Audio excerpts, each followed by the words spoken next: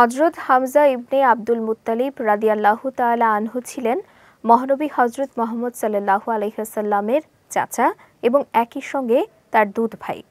তিনি মক্কার অন্যতম বীর যোদ্ধা ও প্রভাবশালী ব্যক্তি ছিলেন। শুরুতে ইসলাম গ্রহণ না করলেও একটি বিশেষ ঘটনার পর তিনি ইসলাম গ্রহণ করেন। বিস্তারিত জানাচ্ছেন সৈয়দ নওশাদ। মহানবী সাল্লাল্লাহু আলাইহি ওয়াসাল্লামের নবুয়তের তৃতীয় বছরে আল্লাহ তাআলা নবীজিকে তার আত্মীয়দের ইসলামের দাওয়াত দেওয়ার নির্দেশ দেন।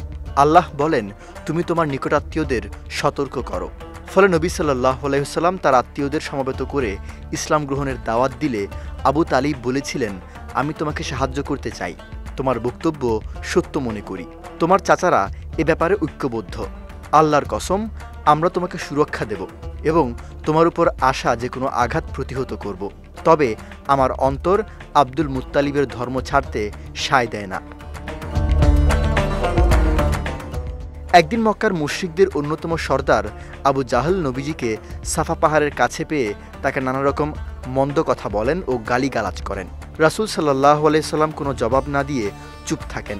তবুও আবু জাহল নিরস্ত্র হন না। তিনি রাসূল সাল্লাল্লাহু আলাইহি সাল্লামের দিকে একটি পাথর ছুঁড়ে মারেন। পাথরের আঘাতে প্রিয় নবীর মাথা ফেটে যায় এবং রক্ত ঝরতে থাকে। মক্কার দাসী সাফা পাহাড়ের উপরে তার ঘর থেকে এই দৃশ্য দেখতে পান।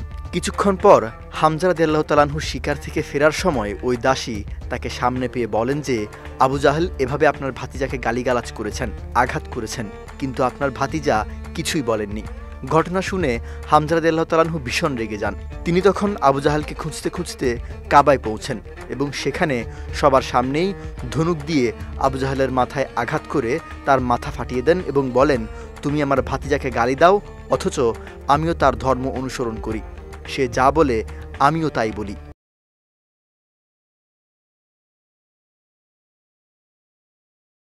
আবু জাহল জানত হামজা তখনও ইসলাম গ্রহণ করেননি। তার ভয় ছিল এই বিষয়টা নিয়ে বাড়াবাড়ি করলে হামজা হয়তো সত্যি সত্যি ইসলাম গ্রহণ করবেন।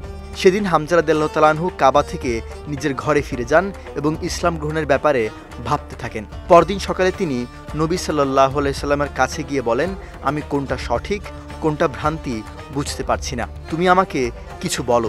নবী সাল্লাল্লাহু আলাইহি সাল্লাম তখন তাকে ইসলামের বিশ্বাস সম্পর্কে বিস্তারিত বললেন। প্রিয় নবীর কথায় তার অন্তর প্রশান্ত হয় এবং তিনি ইসলাম গ্রহণ করেন। সৈয়দ নওশাদ, বিজয় টিভি, নিউজ ডেস্ক।